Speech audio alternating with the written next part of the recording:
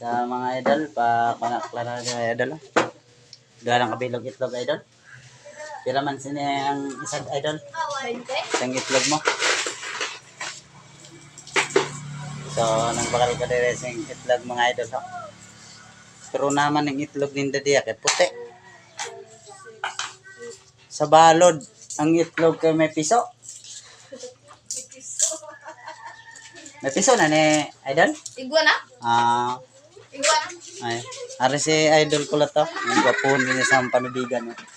Yeah. May pala ako mag-vlog. Oh. Ako mag-vlog. Ano ako na? Oh.